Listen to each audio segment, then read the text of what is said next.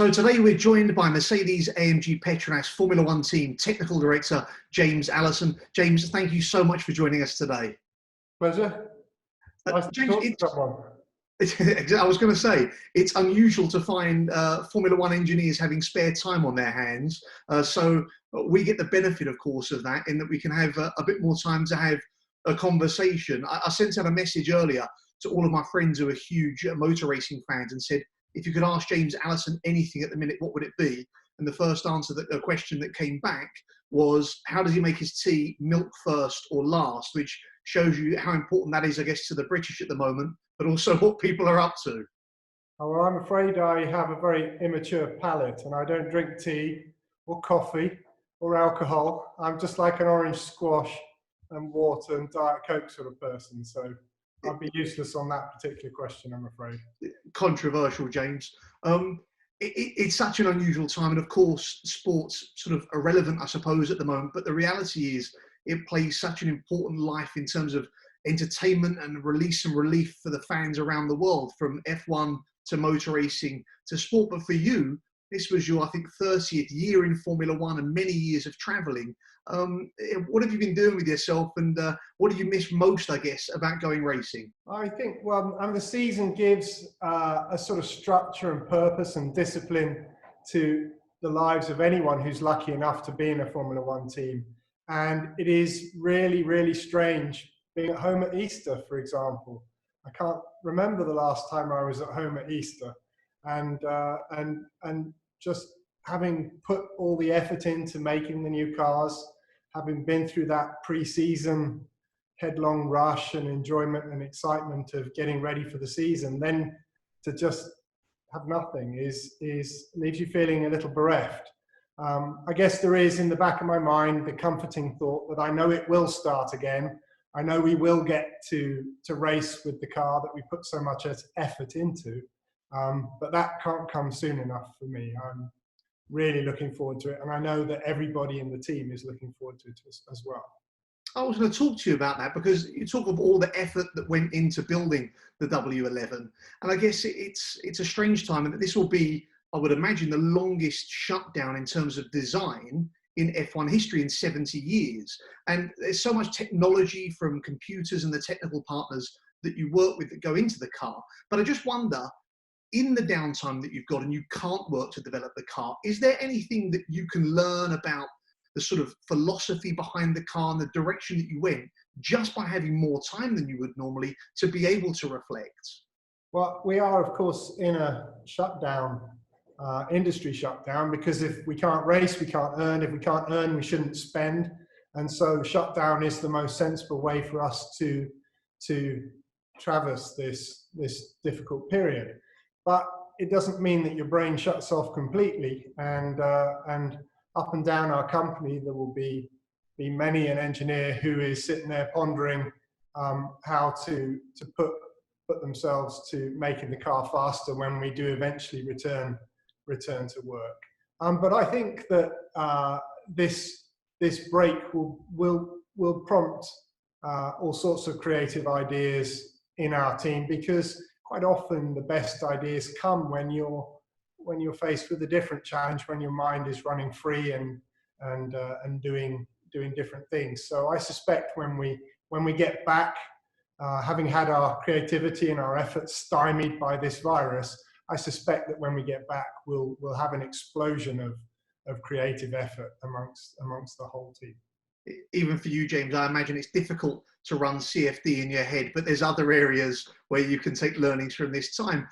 I know you've spoken before about one of the things you love about working in Formula One is that the shared goal that the team have together, and so many people that are fiercely driven and competitive, and that's kind of robbed away from us a little bit at the moment. I think everyone's finding it fascinating how people are filling their time at the minute. I just wondered, sort of personally, how have you been sort of keeping busy during this self-isolation period?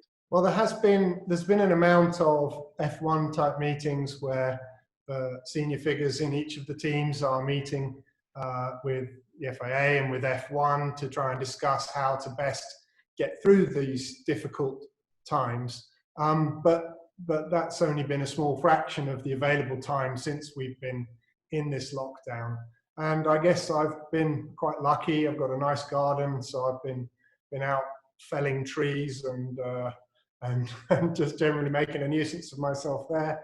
And I've been working on a wardrobe that I actually started about 2 years ago in my bedroom, which has been progressing at a glacial pace up to now. So the one silver lining in this rather ugly period is that my wardrobe is at least coming on leaps and bounds at the moment. I love it. I spoke to Shove the other day. He's building a fence. You're building a wardrobe. It's F1 DIY. It's quite impressive. James, I wondered if I think one of your hobbies is making model planes. Has you had any spare time to do that at the moment? Well, I used to make them a lot as a boy, and I have intermittently dipped back into aeromodeling as an adult. I haven't done any for a few years, so no, I've been fully engaged with the wardrobe. I think probably model aeroplanes are something I'll return to in my dotage, but right now it's furniture, garden. Full commitment to the wardrobe. Yeah, and maybe build a full-size aeroplane before I get too addled. Well, that'd be a bit impressive effort.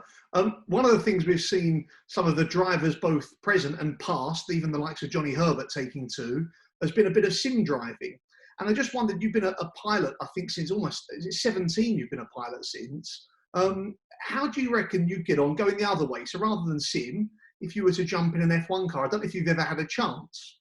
I haven't had a chance. I've got a bit too much of a fat ass to even fit in one. But if they were to make a special one just for me, I think I'd probably fare really terribly. I think everyone, well, most blokes flatter themselves that they're particularly talented drivers, but anyone who's worked in an F1 team and been exposed to people who really are good drivers is quickly disabused of that notion and realised that we're actually utterly talentless. So I think it would just be a humiliating experience, trailing around 30 or 40 seconds a lap off the pace. And so thankfully I've never had to reveal that sort of base level of incompetence to anyone. What about the simulator? Because obviously, simulation is, I would imagine this is your 30th year in F1. I'd imagine that's come a pretty long way in that time. Have you ever risked jumping in the sim? Because if you crash that, there's not so much expenditure in damage. Yeah, I've never actually sat in an F1 simulator. There are people in the team who do, because although we have simulator drivers in the sim as much as we possibly can, and race drivers at every opportunity, there is still periods in between where we don't have a professional driver available. And there we lean on team members who are at least used to driving the simulator and can just make sure that some functionality that we may have put in place is working basically as we intended it to before we then expose it to a paid driver. And a few of the people in the team are relatively handy, but they're still made to look fairly shabby compared to someone who does it for a living. And I know that I would be abominably bad. You mentioned previously about the talents that the drivers need and that differential. And I think when we look back at the history of F1, you look at some of the talents of the early silver arrows in Formula One of the 1950s. And so it leads me on, of course, to thinking of the first F1 driver from Britain to win a Grand Prix, of course, Sir Stirling Moss, who he sadly lost the other day. And I wondered, having been in the sport so long, did you get a chance to meet Stirling? And if so, what were your sort of those moments like with him? I did meet him, but only in the hello, this is Sir Stirling Moss, hello, nice to meet you type of meeting. So I never had the chance to enjoy his company or get a measure of the man in person. But clearly his record speaks for itself, and the way in which he's conducted himself post-retirement as well is, I think, a proud record. But no, sadly, I didn't meet him properly.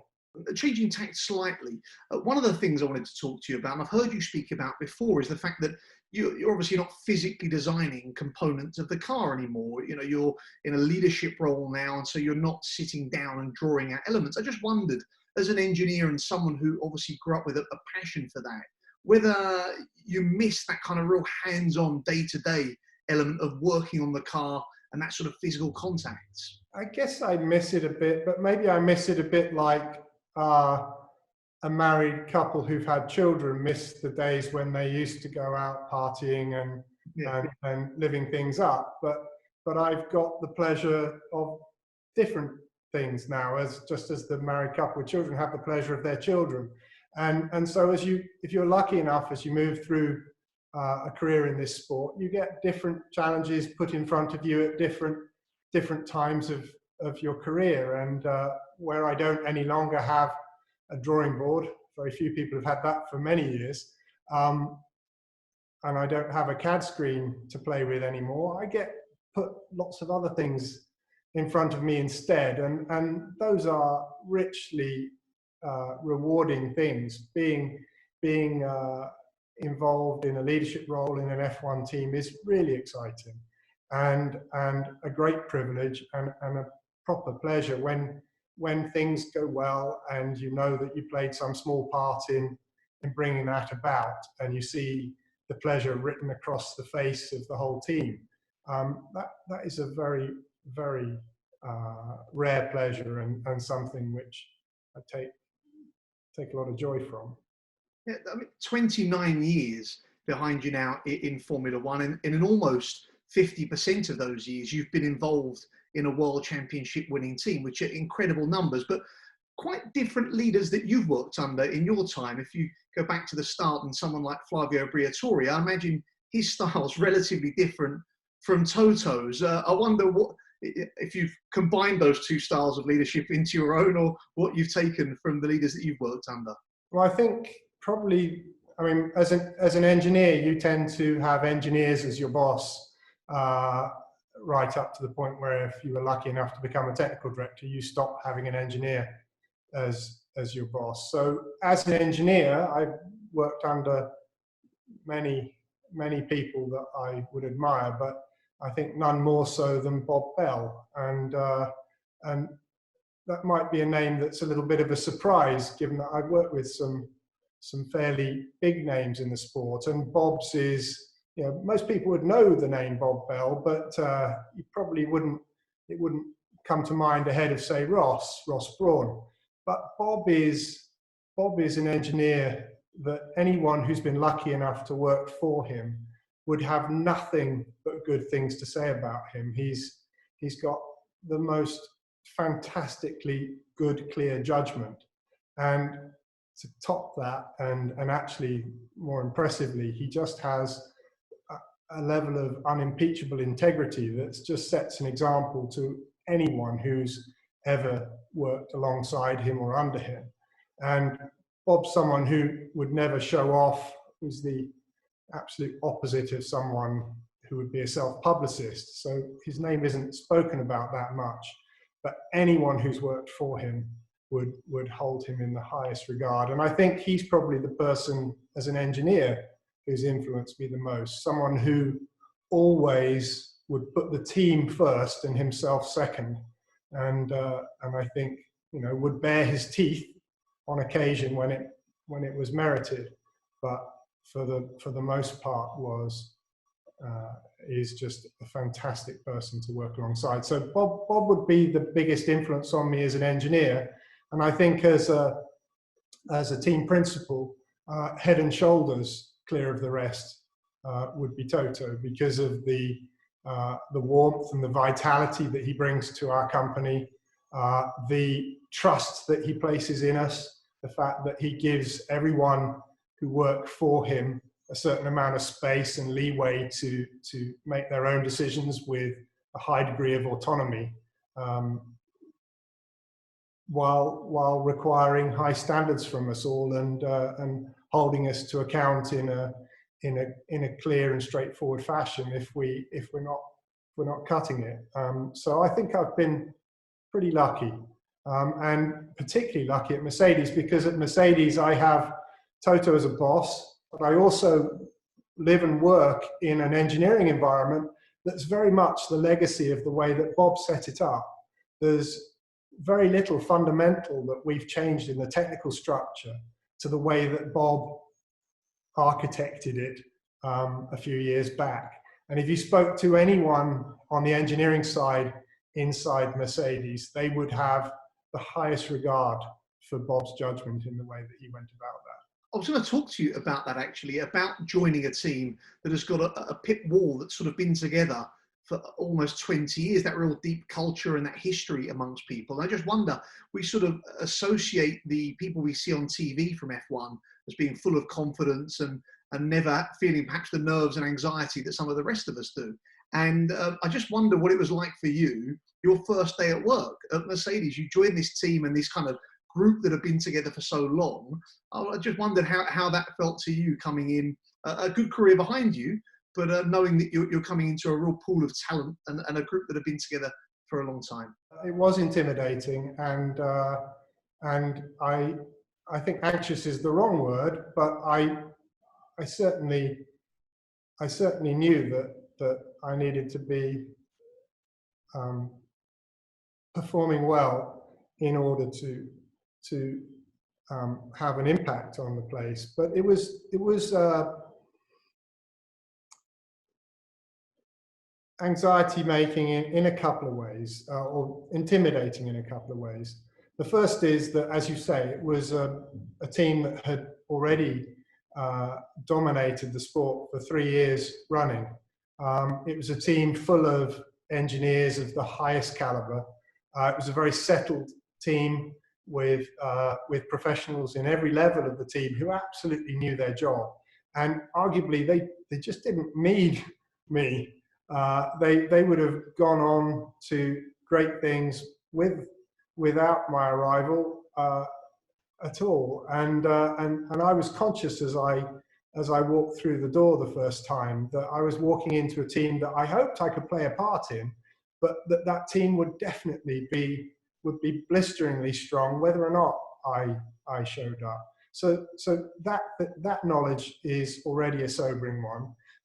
But coupled with that, it was, at the time I started in Mercedes, it was only a few months after my wife had died. And I was something of a wreck at the time. I'm still grieving today, 4 years on. But then I was crying in the car on my way into work and crying on the way home. And I knew that I hoped I would be useful at work, that I would find my feet again, that I would be able to carve out some sort of world for myself after Becca dying. But it was more of a hope than a certainty. And one of the things that I feel particularly grateful to Mercedes for is that in a part of my life where everything was turned completely on its head and where nothing felt normal, the most familiar part of it was my work, because there the rhythm of the racing season, the pressure to get a car out, the pressure to develop it, the thrill of winning, the challenges that the season throws your way, all those things felt familiar, and they were about the only part of my life that did.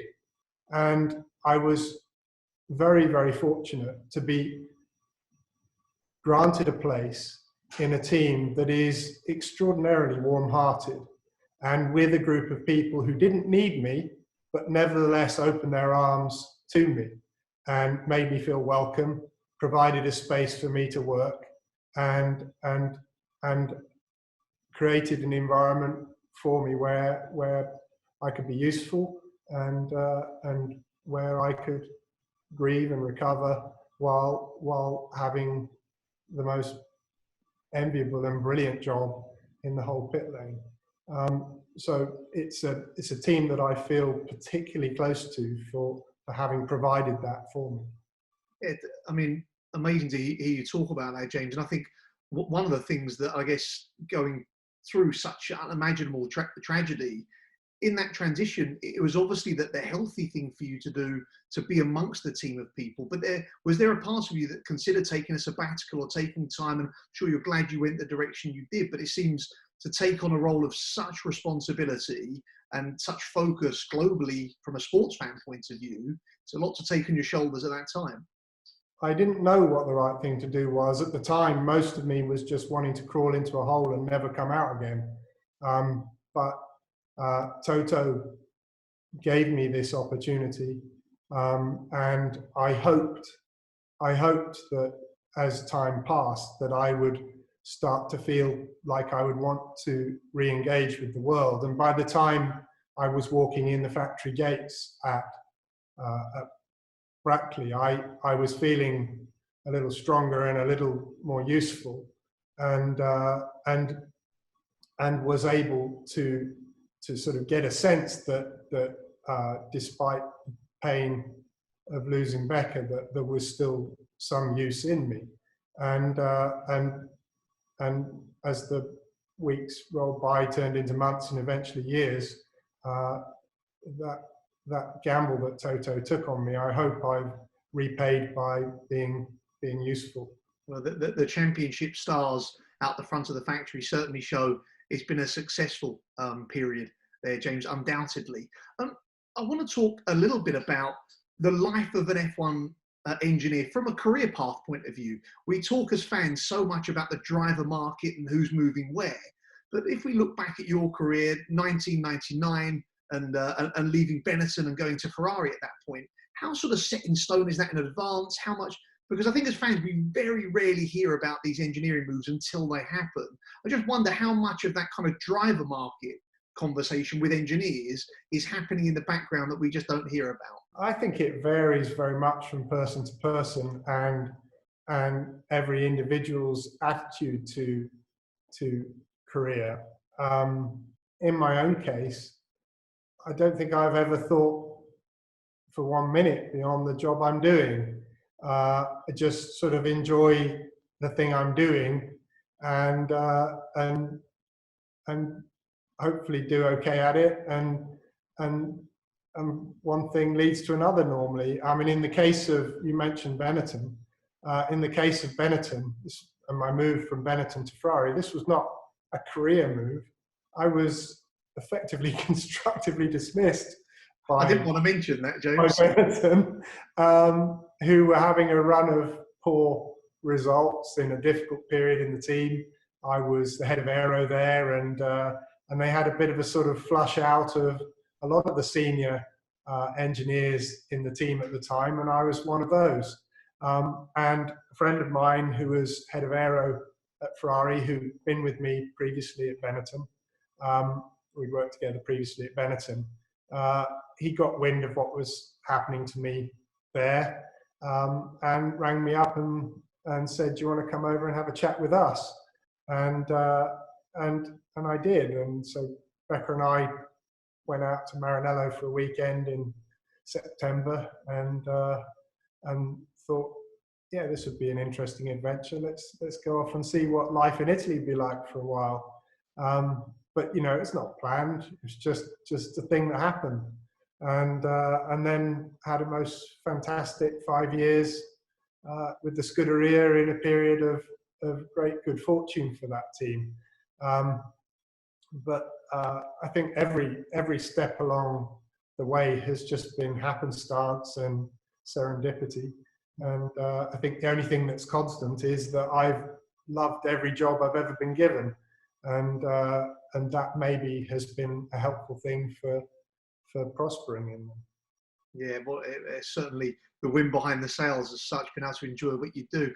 You mentioned earlier when you were talking about Bob Bell, you mentioned the word integrity. And I know you've used that word about Lewis as well. And it just interests me. It's obviously that word and that connection between both Bob and Lewis, things that have impressed you about them. Obviously a word that's really important to you, James, or a characteristic, should I say.